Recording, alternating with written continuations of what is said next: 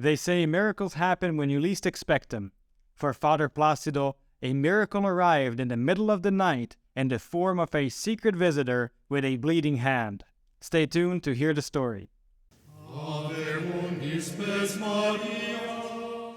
Welcome to our YouTube channel following Padre Pio, about the Capuchin friar, mystic and miracle worker whose intercession is still very powerful and active today.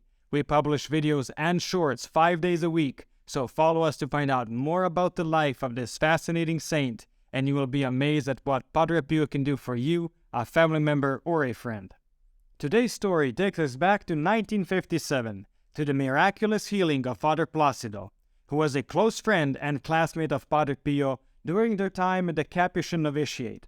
In fact, it was Father Plácido who had taken some of the very first photographs of Padre Pio's stigmatized hands. But the focus of today's story is not on Padre Pio's stigmata, but on the healing of Father Plácido himself. The account of this incredible event was reported in detail by Francisco Sanchez-Ventura y Pascual in his book El Padre Pio de Pietrelcina. Here's the story. Father Plácido, a friar from the monastery of San Marcos in Lamis, had been suffering from a serious bile disorder and was admitted to the Hospital of San Severo. It was here that he requested to receive the sacrament of communion. Perhaps he thought his time on earth was coming to an end. In the early morning hours, a nun who was attending him noticed a strange sight on the window pane beside Father Plácido's bed. A hand, pierced and bleeding, was imprinted on the glass from the outside. There was light shining through the hole in the hand. The nun knew immediately that she was witnessing something extraordinary. She called the attention of Father Plácido to the miraculous sight, and he recognized the hand as that of Padre Pio. He was convinced that Padre Pio had visited him during the night. But his condition did not improve. Days passed and he grew weaker, despite the efforts of the doctors and nurses who took care of him. It was not until 3 days later, at midnight, that Father Plácido experienced the true miracle.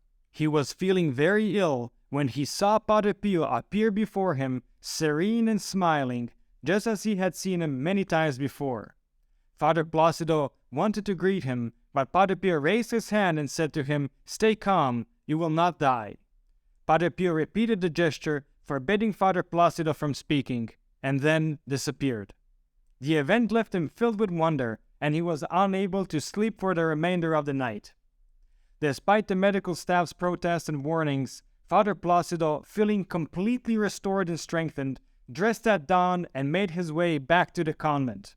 His miraculous recovery had left the doctors puzzled and amazed. When the superior father, Alberto San Giovanni Rotondo, who was serving as the parish priest of the Virgin of Grace's church in San Severo, asked Padre Pio if he had visited the hospital, the friar could not bring himself to lie in the face of such a direct question. With great humility and a sense of shame, he confessed, "Yes, I was there, but please don't tell anyone." However, as the main witness of the miracle, Father Plácido confirmed, the news of Padre Pio's miraculous visit had already spread throughout the whole region. End of story. Padre Pio's visit to Father Plácido and his subsequent healing was carried out in secret, during the night, without seeking any public recognition or reward. This echoes Jesus' teaching in the Gospel of Matthew, where he cautions his followers not to perform good deeds for the sake of gaining human praise or approval, but to do them in secret, trusting that God sees them and rewards them. For Padre Pio, helping his friend Father Plácido was not a calculated act of public relations or self-promotion, but an expression of his genuine concern and love for him.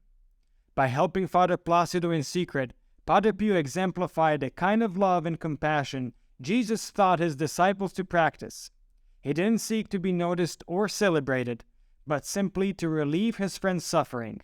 In a world where social media and self-promotion often dominates our public discourse, Padre Pio's example offers a refreshing reminder that true acts of kindness and charity are often performed in secret, out of sight of the cameras and the crowds. Helping others in this way is not only more effective, since it avoids the pitfall of vanity, but also more authentic, since it reflects the genuine love and concern that we feel for our fellow human beings. Thank you for listening. Please give our channel a boost by continuing to watch another video. This will help with the YouTube algorithm. I have recommended some videos especially chosen for you on the end screen, or just click on one of the links in the description below for a full selection of great Padre Pio videos. I'd also like to take a moment to thank the members of our Protected Children of Padre Pio program for your financial help and support. You are the ones who make these videos possible for everyone. May Our Lady and Padre Pio reward you abundantly.